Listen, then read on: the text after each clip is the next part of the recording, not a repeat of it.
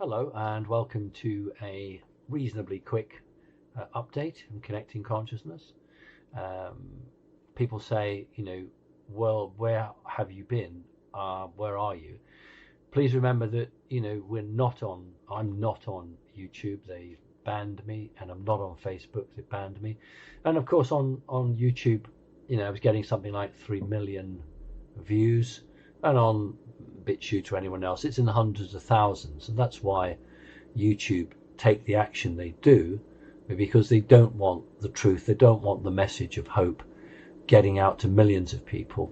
And they know that for many people can't be bothered to go and find BitChute or any of the others. They're just addicted to YouTube because it's the go-to site. It's the one that's been around quite a long time. And unfortunately, instead of looking for me or going to my website and saying, oh, Simon's over there, they'll just say, oh, he's not there. He's gone off. He's disappeared.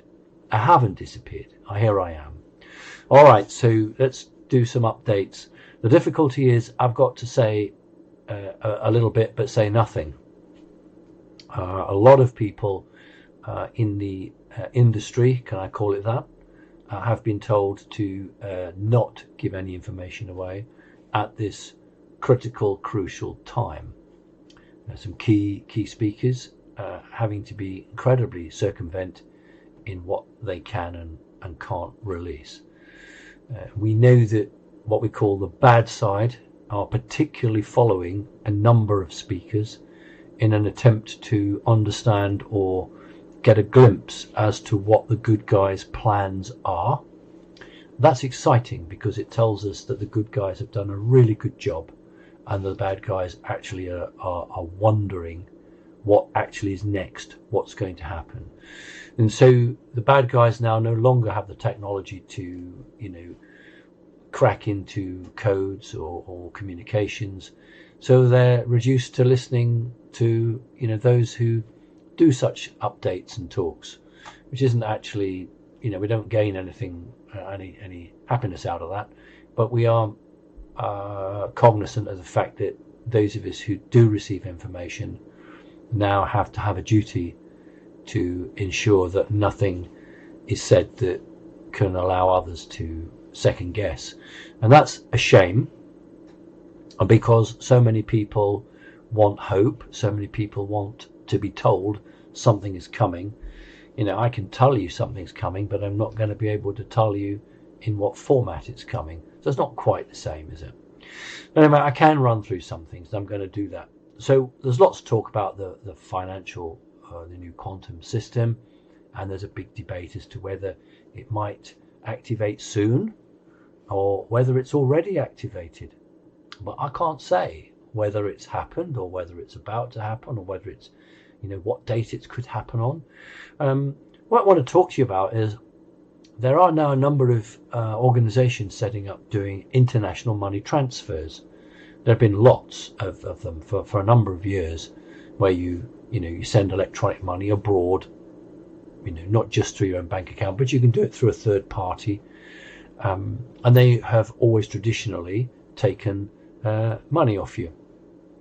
They are now setting up where there's no fees. You actually can send money from one country to another and there's no fee being charged. I was watching one of my favorite black and white films, a Danger Man film with Patrick McGoohan, and a person made the day before cell phones, mobile phones, a person makes a phone call from a call box, a phone booth, and I said to the person next to me, I said, look at that, why do you have to pay to speak to somebody? Everything on this planet is, you got to pay for it. You got to pick the phone up, you got to put the money in before you do anything. You've got to pay for it before you get anything. And we are all completely brought into that system that is, you don't get anything for nothing. You have to pay for it, and the more you pay, the better it is. My good friend Win Keach told me that his family were involved with lots of inventors, and they were inventing a game called Totopoly. It is like Monopoly. Monopoly came first, and then Totopoly came afterwards, and that's why it's got the opoly after it. And the person who I can't say who it is because I haven't got the permission to say the name of the person, but the person who invented it back in the 50s, I think it was, or maybe it was even early, maybe it's the 30s, I don't know. But when it was invented, the person inventing it, I guess, was a bit like us. And this person said, I want it as cheap as possible because I want lots of families to be able to buy it and play it on a Sunday evening. It's a lovely idea. So they did it, and they kept the price low. It didn't sell. Absolutely didn't sell. And Wynne said to me that when this member of the family went back and they said, well, what's going on? It's a fantastic game. And I indeed have a copy of a 1950s or 30s version here with the metal horses. And some of you listening to me may have the modern plastic version, or you may have the old version. The wartime version, there were little wooden blocks because there was a war on. And this member of the family said to the distributor, what's going wrong? And the distributor said, do you know what? It's so cheap, people won't buy it. And he said, what do you mean they won't buy it? And he said, because they don't think it's any good. You know, you charge twice, we double the price, you'll sell it.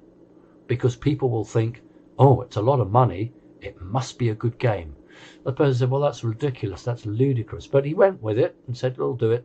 And that's exactly what happened. They doubled the price, they flew off the shelves, and it became one of the most famed of favourite games in Great Britain. But the sad point about my talk here is that instead of getting exactly the same game for a reasonable amount of money, they double the price because people were so programmed into the belief that if it's cheap, it's rubbish. If it's cheap, it's no good. And of course, that's what manufacturers want to do. Developers, anybody. High end, lots of money, big profit, and you'll just buy it because that's what you've been born into it. So I just give you that. We should begin to see things changing on this planet. We should begin to see the individual put first and not the organization. Let's do away with the greed. Do away with this crazy Babylonian type need to control and to build a greedy profit. So that hopefully go. Let's go on to Bitcoin. Let's have a look at Bitcoin. It had been doing incredibly well, and then Elon Musk put 1.5 billion. Wasn't his money, by the way. 1.5 billion into it to do a test, and was a test to see how the system would cope. If you stuck 1.5 billion into it, how would the system really cope? And everybody thought, wow, it's the go-to currency, it's the go-to bond, it's the go-to crypto. And that's how everyone has been programmed. So everybody went and piled money into it, and up and up and up and up it went. What they didn't understand was the 1.5 billion that was put into Bitcoin wasn't put into Bitcoin because it was going to be a good, safe bet. It was going to go on climbing and climbing. It was put in because the person who owned the 1.5 billion, which wasn't Mr. Musk, said, I want you to put that in because I want to test the system. It had nothing to do with strength or potential gains. It was purely part of a operation to test something out. Well, that is why a few days later Elon Musk sends out a tweet. I think it was a tweet, might have been an email, but let's just say it was a tweet, and he said, Bitcoin's a bit high, isn't it? And then 10,000 dropped off each Bitcoin overnight, as it were. And you would say, why in the name of the Lord would somebody who's put 1.5 billion of his own money then go and damage his own things? And the point was, it wasn't his money anyway. It's not his money, so he's not got that attachment to it like that, which I suppose is a good thing, but that's what's going on. So Bitcoin is as it was.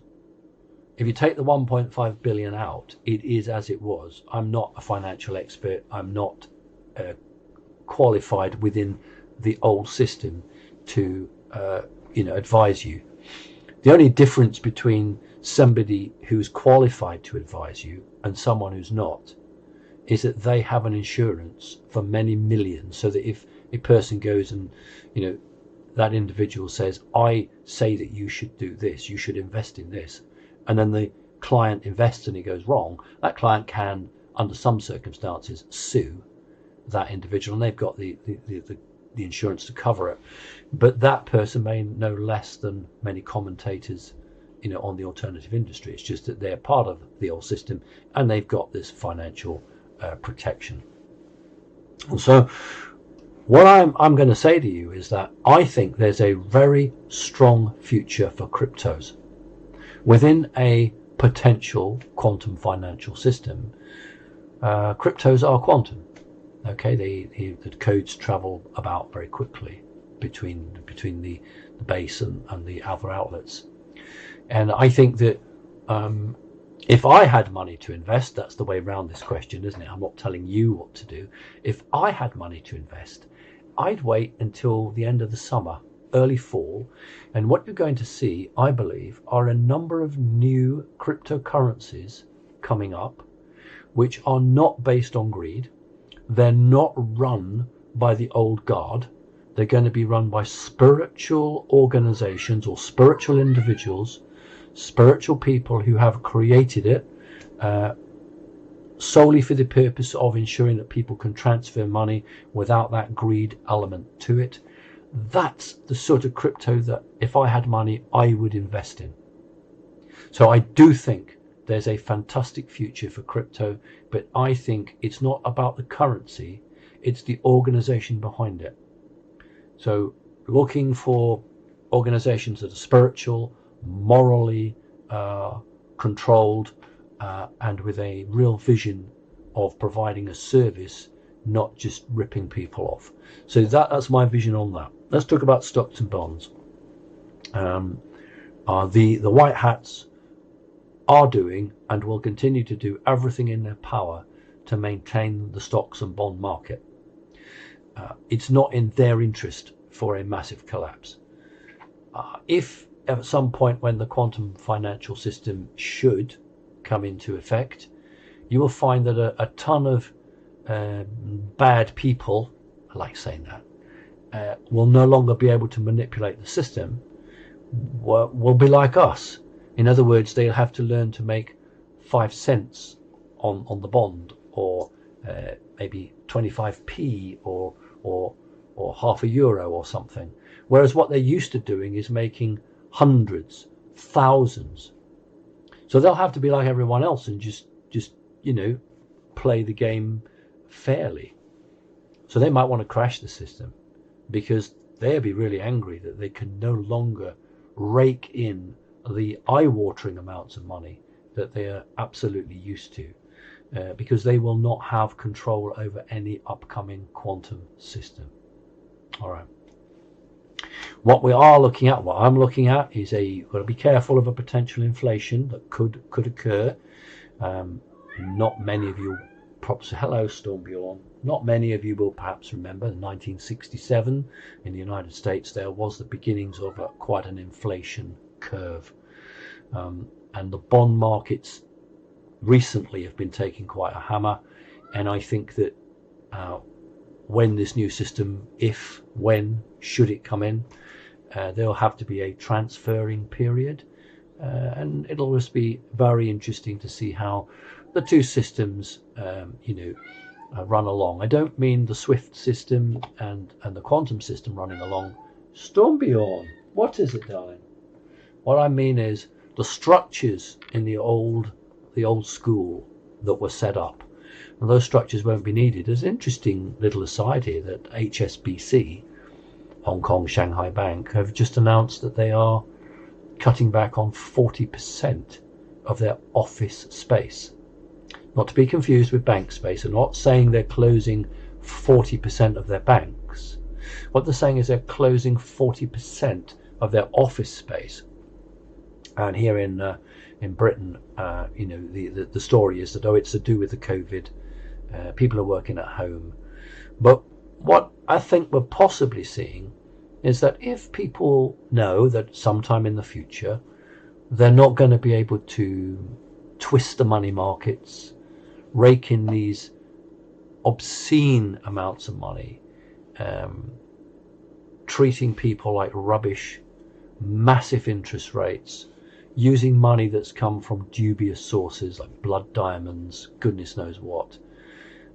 If they know that their days are numbered, then the natural reaction would be to say, okay, well, we don't need these people in these big offices in central London or Frankfurt or wherever it might be. So we're going to have less of that. And do you know what I say? I say, let's have more people in the local banks. There are lots of villages in Great Britain that 50, 60 years ago had lots of banks built, and in the last 10 years we've seen them closed, and there are a ton of people who actually need a physical bank.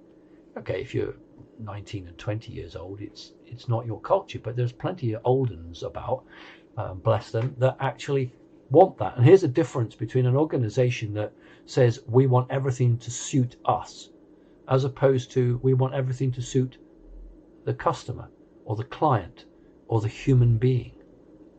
No matter if it's a school or a hospital, everything is about you as the individual have to change to suit us. We will have the rules and the regulations. We'll decide, shush. We will decide what you, let's just show, look. There he is. Stormby on. Go on. He's got the door open now, so he's fine. So all of these institutions and organizations have existed by writing rules and regulations that suit them. I am not attacking the nurses, the doctors, the counter staff behind the bank, the post guys. I'm not attacking them. I'm attacking the corporate structure. The rules and regulations that were written to make life easier for the organization and to hell with the people. You do it way we want, or we don't want you. That's the attitude. Well, I think those days are dwindling. And, you know, we need to look at this. Okay, let's move on a little bit. I want to talk about the human psyche, what's happening at the moment. I was interested to learn that a very good spiritual person was being verbally abused and written abused on, you know, their site. And then lots of people said, when you've done this person, go after Simon Parkes. And you're thinking, what's happened to the human psyche that people spend their time in this dreadful low vibration? It's like a whirlpool being sucked down. And I thought to myself, if we look at the history of the human race, if we understand how the human race has been treated since before Babylonian times, then we'll begin to get a picture of the fractured understanding, knowledge, consciousness of human beings.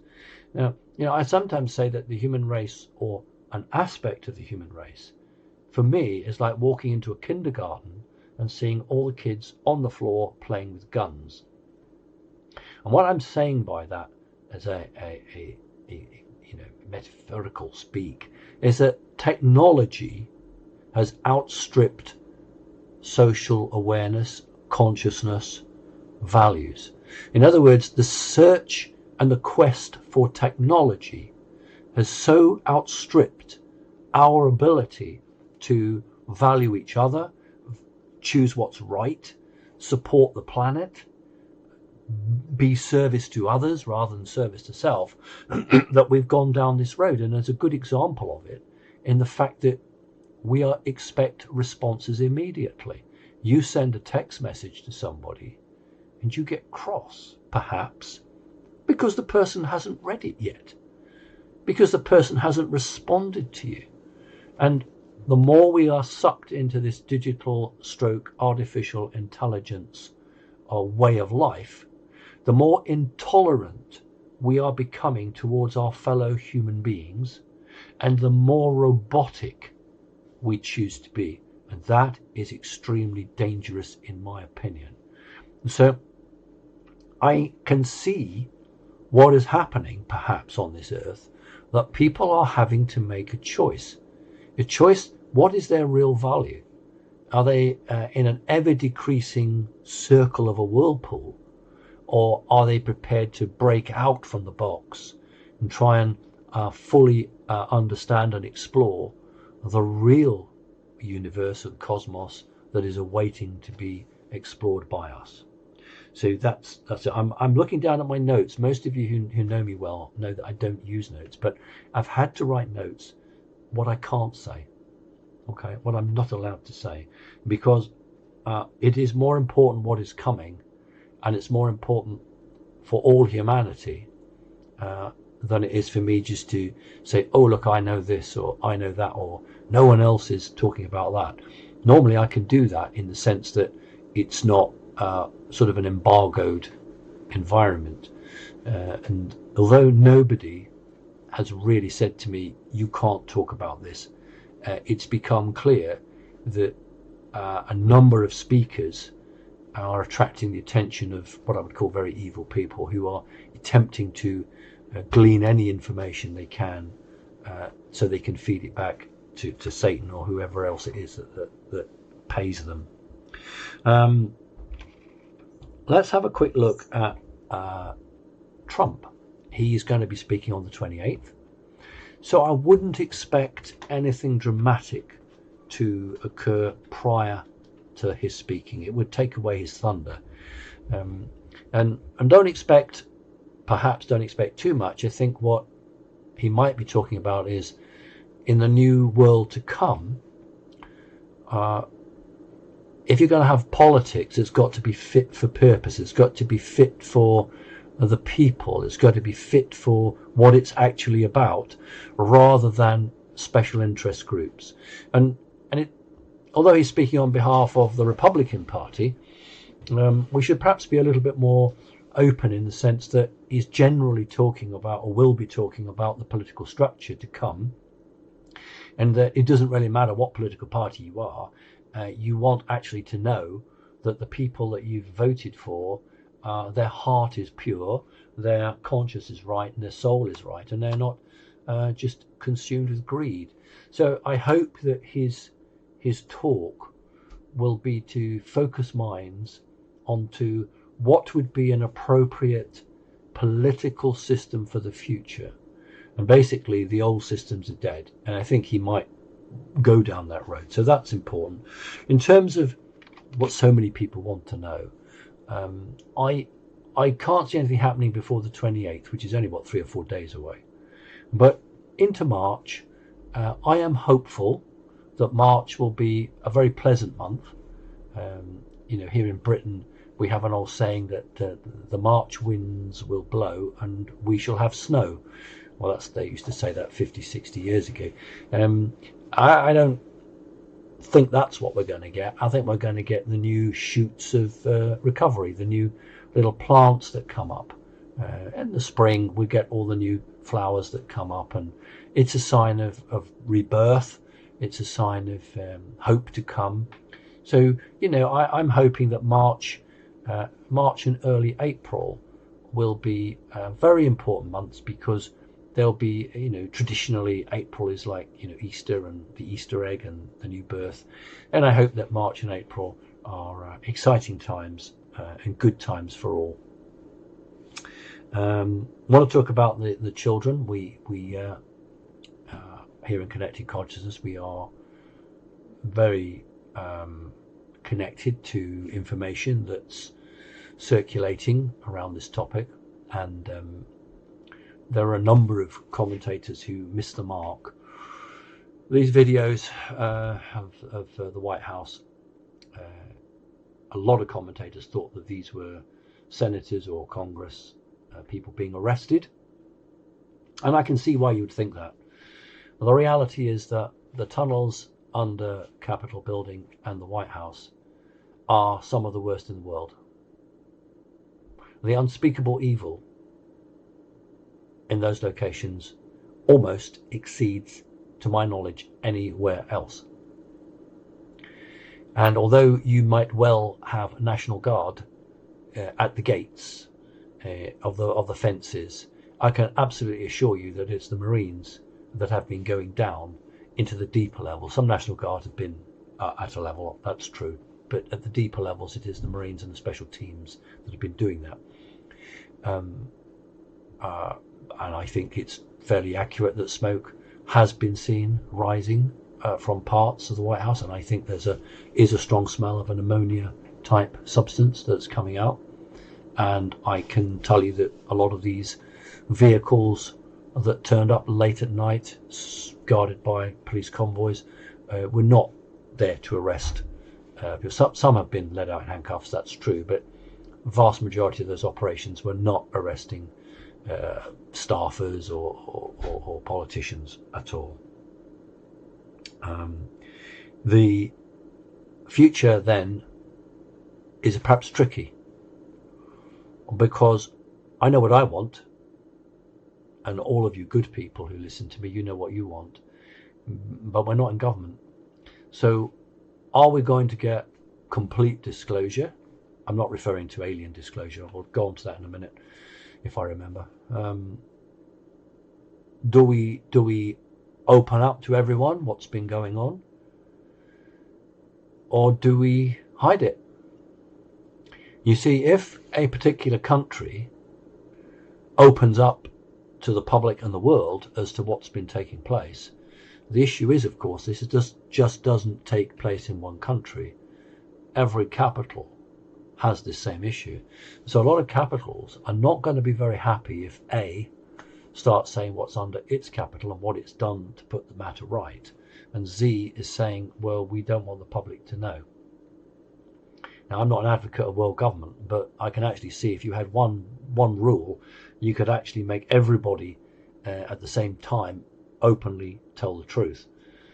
But that's very dictatorial, and that's not what we have at the moment. So the point I'm saying is that I am not convinced at the moment that it's a done deal that the full truth will be released. If you can imagine a committee of men and women who make such decisions in the future, I think some of them, like me, would say we must be totally open, totally transparent. And I, for the last 10 years, have said, I think we need to put everything on the table and trust that people are strong enough to see it. And even if they're not, they still need to know the truth. But there's another group in this little hypothetical committee who will say, no, it'll damage the psyche of America, it will destroy our economy, we'll have massive diplomatic fallout with all the other countries, and so I genuinely don't know. I've said what I want, and I know that I'm sure that most of you would want that as well, but we're not making those decisions. And for me, as it is for you, the good people who listen to me, it is the hardest thing. And part of I'm talking about a human planet's consciousness. Part of your healing is to know all of it, every bit of it, and then to move forward. Because if you hide a bit or you don't share the truth, are we not then as bad as the people who were before us, who decided who got this and who got that, and who knew the truth and who didn't know the truth? Who are we to, arbitrarily decide what you should or shouldn't know? And I understand at the time of military operations, at the time of transition phase, one has to be like that. But when it's all over, then I would hope that people could be trusted to be given the full information as part of that healing process. I think that's really important. All right. Will the true Biden stand up? What are we looking at with this man? Is it the real Joe Biden that's just badly aged? Is it a body double? Is it an actor? Is it an actor? Is it a clone? or is it an augmented human? I said an argumentative human, but I don't think Joe Biden could hold an argument really. So is he an augmented human? And I genuinely and honestly believe it's all of those things.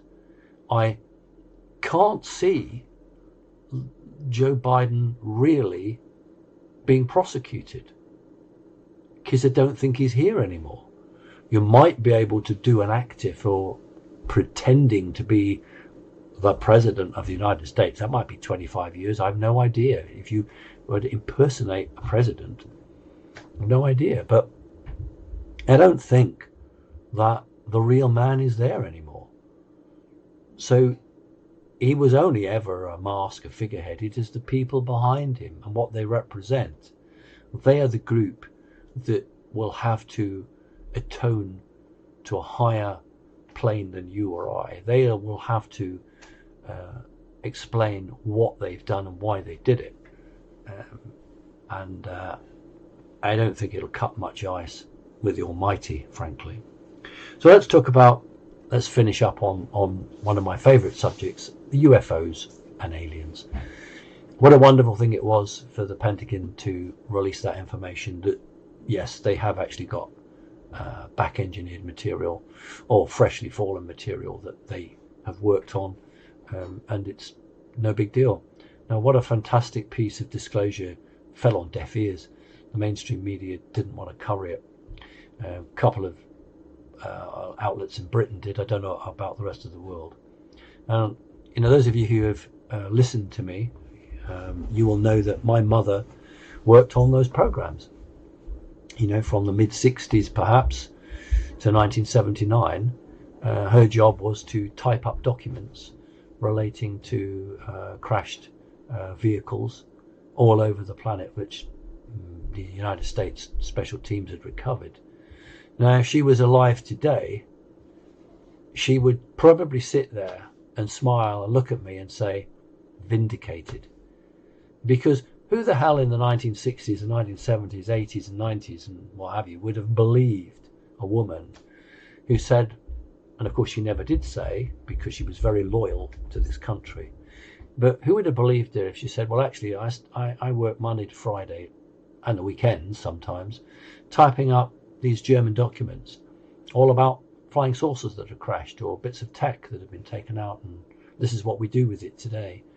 And so it's really wonderful for me as the son of my mother to be able to look at that and say, there you go, finally the Pentagon has come out and said, yeah, we've got a ton of this material and we've been doing this work for years and years. I think with what I like to call the new government, whenever that should come along, there will be a real release of information. And I don't mean a piece of typed document with great black lines through it. That's useless. We don't get excited about that anymore.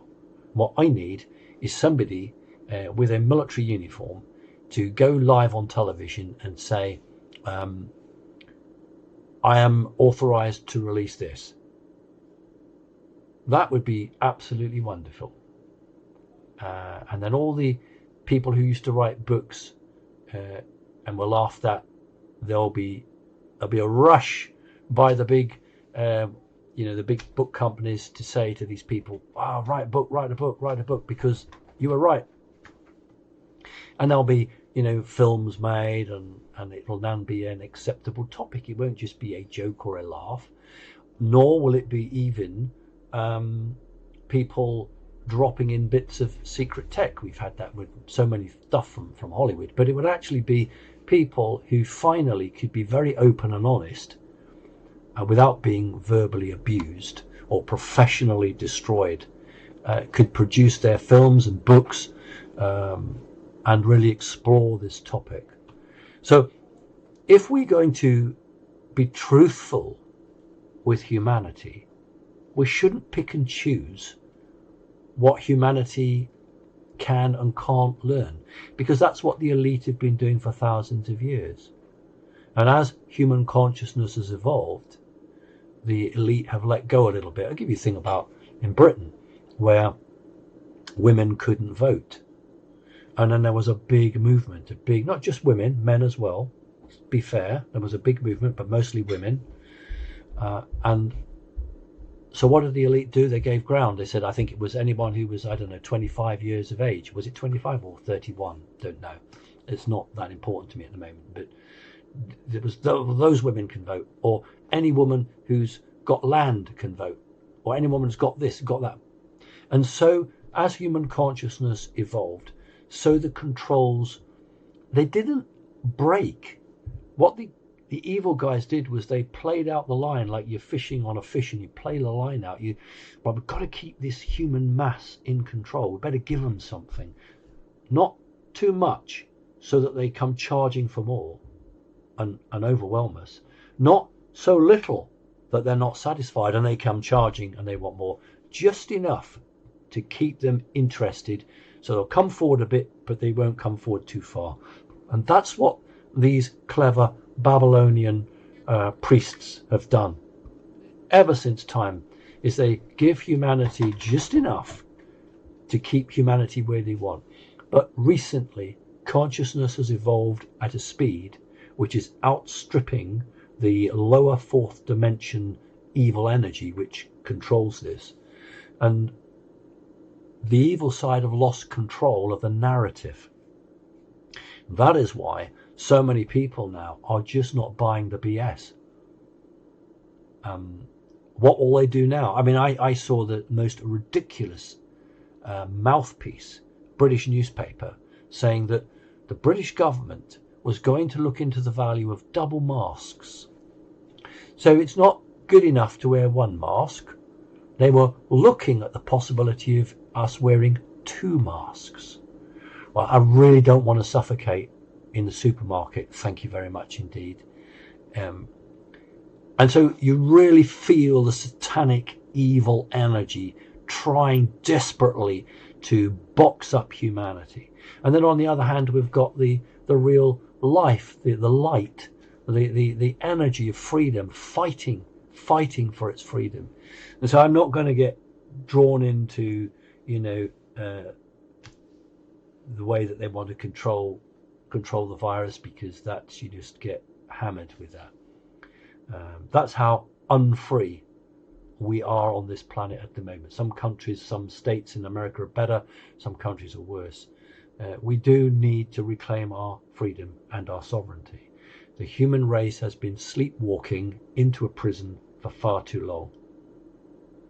And I'm so delighted that Connecting Consciousness now has 50,000 members. 50,000 people who are seeking the truth. 50,000 people who are no longer going to be put in a box and have the lid put on them. And the time is coming when the visions and values that those 50,000 members of Connecting Consciousness have will actually be the value, the go-to system on this planet. And this greed, this evil, this evil darkness, this satanic side which pervades all of our life should be expunged from the planet. So I couldn't give you the details, the dates, when's this happening, when that's happening, because to do so would be to fail in the duty that those of us who are very fortunate to have those connections, we don't want to do that. What I can say to you is that there is a time coming quite soon when a lot of people who have given up or got despondent or frankly just went mad, they're going to have a new way of looking at the world, and the world will be very new for them as well. But those of you who stay true, not to me, but to yourselves, to the belief that human consciousness will outdo the evil, those of you who stay true, whether it's through a belief in God or whether it's a belief in your higher self, it really doesn't matter. The fact is that if you stay true and you believe that good will triumph over evil, at least you will be able to say to yourself that you didn't break. And for those people who have been vindictive or vicious or nasty to you, just stare at them and say to them, you've got a load of work to do in your own head.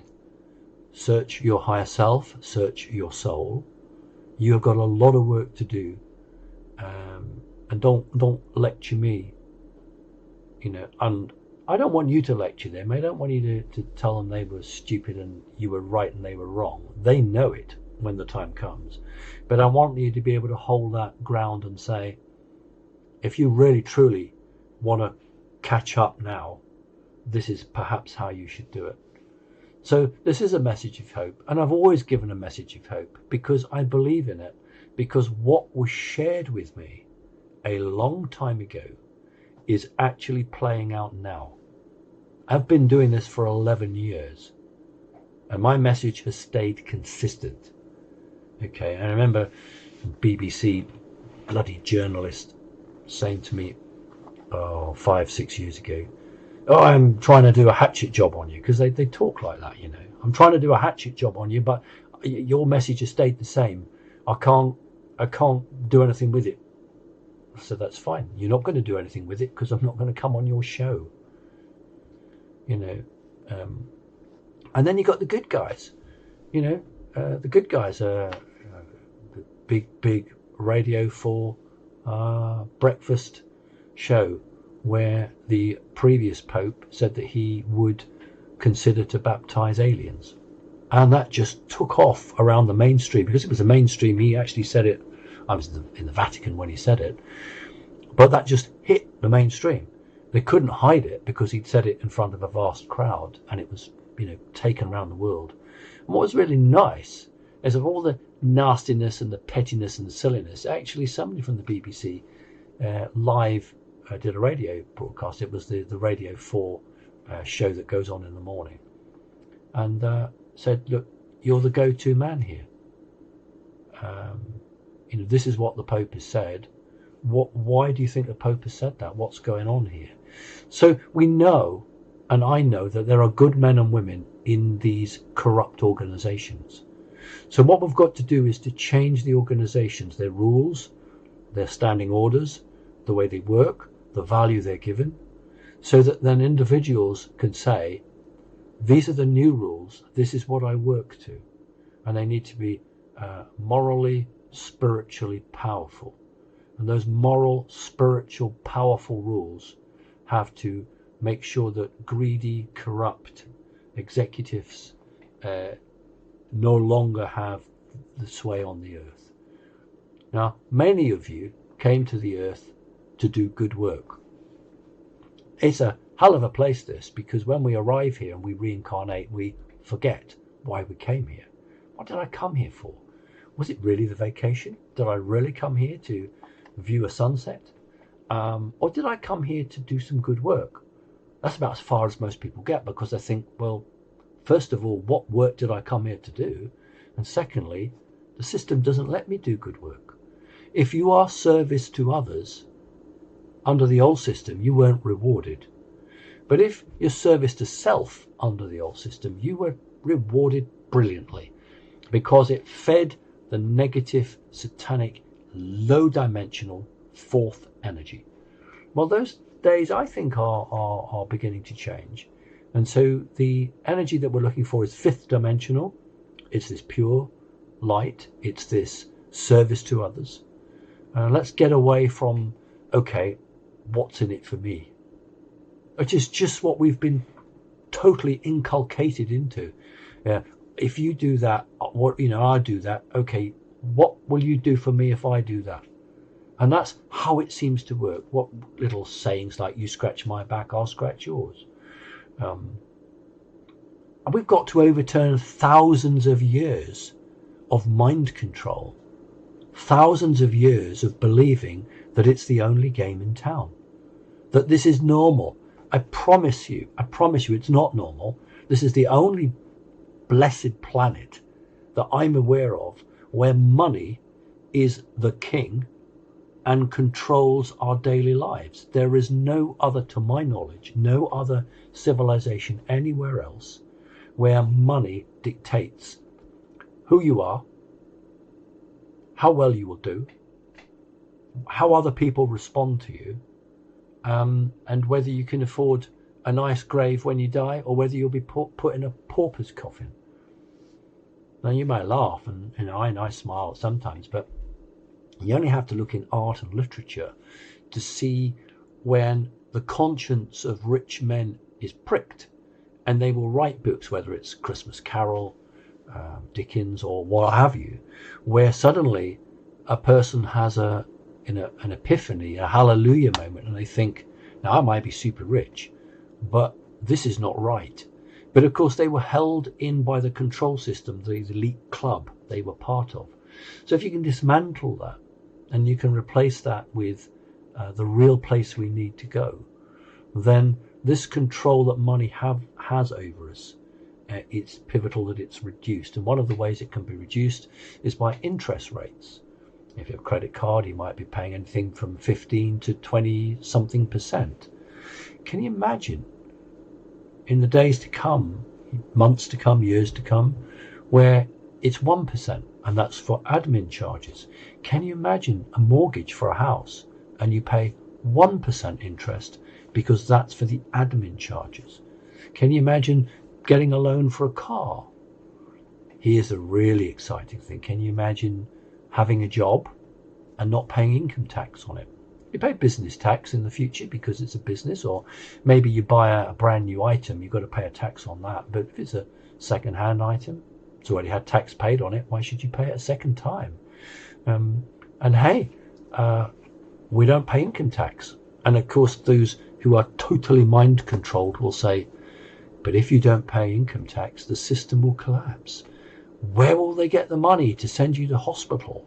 Where will they get the money to build the schools? Maybe the 34 quintillion that was in the Vatican Bank? Maybe the vast amounts of money? And I've always, those of you who've known me, know I've referred to it as King Solomon's gold, which is the line of David, which is the Christ line. That is the people's money. It's the people's money and must be returned to the people. Please don't think of someone standing on the sidewalk handing out gold bars, if only. But it wouldn't do any good, because we'd all go and buy the nicest bar of chocolate, I would, that you can with it. And then when you spent it all, we're back in a trapped system. So King Solomon's gold must be used to change the way that services are delivered on this planet, to show people how we can run a new type of world, how spiritual projects should be favored over greed, corporate nastiness. And so that's the world that I came here to fight for, and many of you did as well. And so I'm here to tell you today that I'm not at all downbeat. I am confident. I have a good message, and there's a lot of people out there who frankly don't want to hear that message, and that's fine, but you're not going to live in my world. The world that's coming in our lifetime is not a place for those people. Now, I don't know where they're going to go, but it certainly won't be around me, and the energy frequency is going to change. And so satanic, evil, corrupt people are going to find themselves very much on the outside. And those of you who have service to others as your principal aim, your belief in service full stop, will be rewarded. At the moment, only the bad guys are rewarded and the good guys are hammered. We need to swap it over in the sense that the good guys are rewarded. I don't want to hammer the bad guys. I just want to reward the good guys. So the bad guys can say, okay, that's the new game in town. That's the new game in town. So listen, thank you for your time. And once again, I am very sorry that I can't feed the hunger for dates and times and all of that. But really, Connecting Consciousness was set up by myself as a spiritual organization.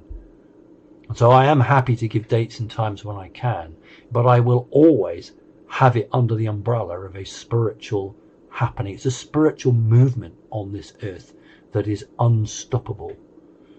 And I know there are many individuals and organizations which in the coming months will play their part in delivering that new vision. And I think it's a very exciting time. So thank you very much. Take care. Bye-bye.